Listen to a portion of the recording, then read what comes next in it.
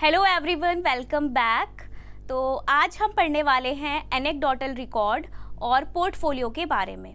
देखिए, anecdotal record और portfolio से क्वेश्चन काफ़ी बार एग्जाम में आया है। ये बीएड वाले स्टूडेंट्स के लिए भी बहुत इंपॉर्टेंट है और जो सीटेट, टैट और मतलब किसी भी स्टेट का जो टीचिंग एलिजिबिलिटी टेस्ट होता है उस काफ़ी बार इससे क्वेश्चन पूछा गया है और चांसेस हैं कि आगे भी पूछा जाएगा। तो अपने आप में ये टॉपिक भी बहुत ही इम्पॉर्टेंट है, इसलिए इसे पढ़ना भी ज़रूरी है। तो आपको ये बेसिक नॉलेज ज़रूरी है। आप टीचर बनने जा रहे हो तो आपको इस बारे में पता होना चाहिए कि एनेक्डोटल रिकॉर्ड क्या है और पोर्टफोलियो क्या है। तो डिफरेंस से समझेंगे कि किस तरीके से पोर्टफोलियो एनेक्डोटल रिकॉर्ड से अलग है।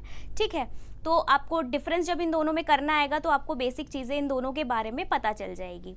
देखिए, यहाँ मैंने कुछ बहुत ही इम्पॉर्टेंट पॉइंट लिखे हैं जो आपके एग्ज़ाम पॉइंट ऑफ व्यू से बहुत ही ज़्यादा इम्पॉर्टेंट हैं और आपको इनके बारे में पता होना बहुत ज़रूरी है।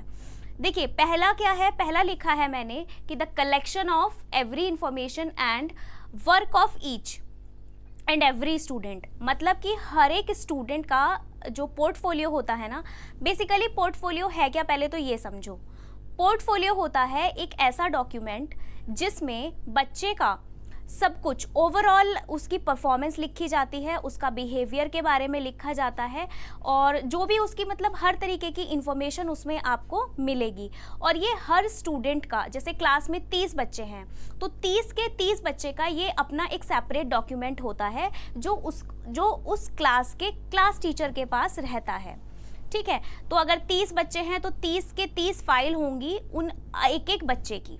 ठीक है, अब जब एक बच्चे की जो भी परफॉर्मेंस है ओवरऑल, उसका कैसा बिहेवियर रहा है, उसकी एक एक इंफॉर्मेशन उसमें लिखी जाती है।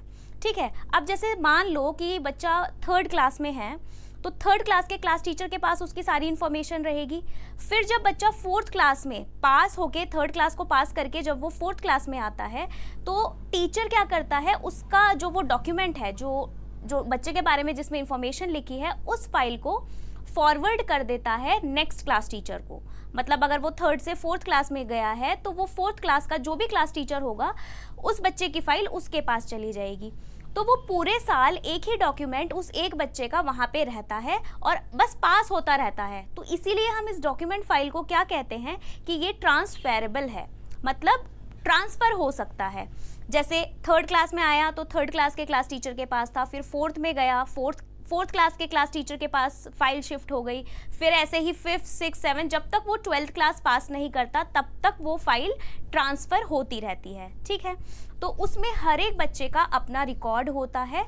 तो ये जो डॉक्यूमेंट फाइल है ये अलग अलग बच्चों की सेपरेट फाइल बनती है। ठीक है, अब क्या है, ये स्टूडेंट और टीचर दोनों के द्वारा बनाई जाएगी। मतलब बच्चे की कुछ इन्फॉर्मेशन अगर आप कलेक्ट कर रहे हो तो उसमें बच्चे की भी हेल्प लगेगी ना।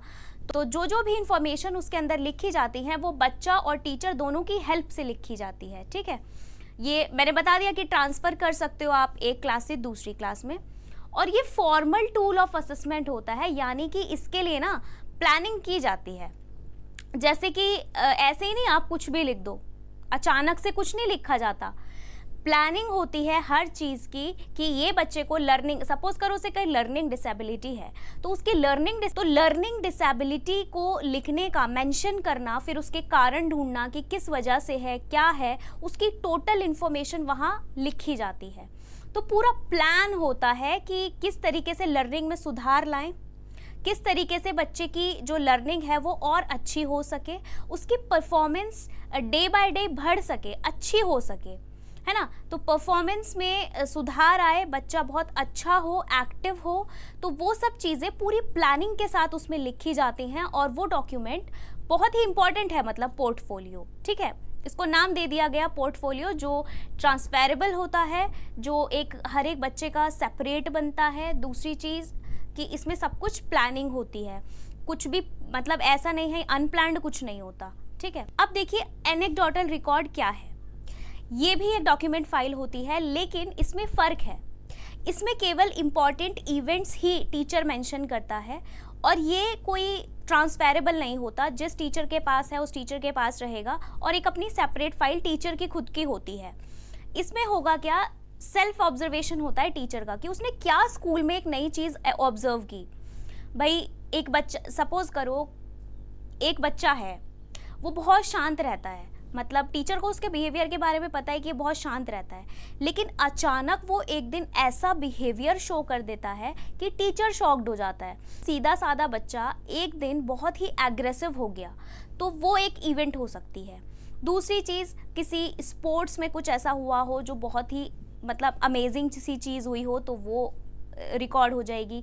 तो मतलब जितनी भी इम्पॉर्टेंट इवेंट्स होती हैं ना स्कूल में थ्रू आउट द ईयर, वो सब कुछ उसमें मेंशन होता है। तो ये कोई सेपरेट ऐसा नहीं है कि हर बच्चे का कुछ सेपरेट बनेगा, इसमें कुछ भी हो सकता है। टीचर की अपनी एक सेपरेट सेल्फ ऑब्जर्वेशन होती है, जो भी वो फील करता है, जो भी वो ऑब्जर्व करता है थ्रू आउट द स्कूल, वो सारी चीज़ें उसमें मेंशन होती हैं, तो वो होता है एनेक्डोटल रिकॉर्ड। और ये ट्रांसफेरेबल नहीं होता, ये नॉन ट्रांसफेरेबल होता है, और कुछ भी इसमें प्लानिंग की ज़रूरत नहीं होती। अब देखिए पोर्टफोलियो तो क्या बनता है, बच्चे को ध्यान में रखते हुए बनता है, जिसमें सारे के सारे पॉइंट्स मेंशन होते हैं। टीचर को पूरी प्लानिंग करनी होती है, उसमें वो स्टूडेंट की भी हेल्प ले सकता है, तो वो होता है प्लानिंग के साथ। और ये होता है अनप्लैन्ड, अचानक से कुछ भी अगर इवेंट हो रही है स्कूल में, तो जो भी टीचर ऑब्जर्व कर रहा है एट दैट टाइम, वो उसमें क्या कर लेगा, वो उसमें लिख लेगा, नोट कर लेगा एनेक्डोटल रिकॉर्ड में। ठीक है, तो आई होप आपको ये बेसिक से डिफरेंस समझ में आए होंगे और ये टॉपिक आपको बहुत अच्छा लगा हो। देखिए बहुत इंपॉर्टेंट टॉपिक है, अगर एक सवाल इससे आ जाता है तो आपका 1 नंबर पक्का हो जाएगा। और बीएड में तो मोस्टली इससे क्वेश्चन आते ही आते हैं, पोर्टफोलियो क्या है, एनेक्डोटल रिकॉर्ड क्या है, तो इम्पॉर्टेंट है, आपको पता होना चाहिए, बेसिक डिफरेंस पता होना चाहिए कि क्या है दोनों में। कुछ लोगों को बहुत कन्फ्यूजन रहती है कि क्या है पोर्टफोलियो और क्या है एनेक्डोटल रिकॉर्ड। तो जो भी बेसिक क्लास थी आज मैंने आपको बहुत अच्छे से समझाने की कोशिश की है, तो आई होप आपको ये चीज़ें समझ में आई हो। ठीक है, तो बेसिक सी चीज़ें हैं, ये पढ़ते रहिए। अगर एग्ज़ाम क्लियर करना है, कोई भी एग्ज़ाम आप क्रैक करना चाहते हैं, तो डीपली नॉलेज होना बहुत ज़रूरी है। ऊपर से पढ़ के या क्वेश्चन की प्रैक्टिस करके ही सब कुछ नहीं होता। अगर आपको कॉन्सेप्ट की क्लैरिटी है, उसके बाद ही आप क्वेश्चंस लगाएं, उससे पहले क्वेश्चंस करने की कोशिश ना करें, रटे नहीं चीज़ों को, मतलब ठीक है, पहले पूरा कॉन्सेप्ट पढ़ें, उसके बाद उससे रिलेटेड आप क्वेश्चंस करें। मैंने जितनी भी वीडियोज़ डाली हैं, जितनी भी YouTube पर वीडियोस डाली हैं, जो प्लेलिस्ट मैंने तैयार की है, आप पहले उसको अच्छे से देखें। जब आपके कॉन्सेप्ट की क्लियरिटी हो जाएगी, उसके बाद आप किसी भी बुक से कोई भी क्वेश्चन उठाइए, आपका क्वेश्चन नहीं रहेगा, ये मेरी गारंटी है। ठीक है, कोई भी क्वेश्चन आप किसी भी टॉपिक से, उन जो मैंने पढ़ाए हैं उन टॉपिक से रिलेटेड कोई भी क्वेश्चन आप सॉल्व कर लोगे आसानी से। ठीक है, तो प्रैक्टिस सेट तब करें तब आपके कॉन्सेप्ट की क्लैरिटी हो जाए। ठीक है, तो आज के लिए मैं ये एक छोटा सा टॉपिक लेकर आई थी जो बहुत ही इंपॉर्टेंट है, आप उसको ज़रूर पढ़ें और फिर क्वेश्चंस लगाएं। ठीक है, तो आज के लिए इतना ही, मिलते हैं कल की एक नई वीडियो में एक नए टॉपिक के साथ। Thank you so much.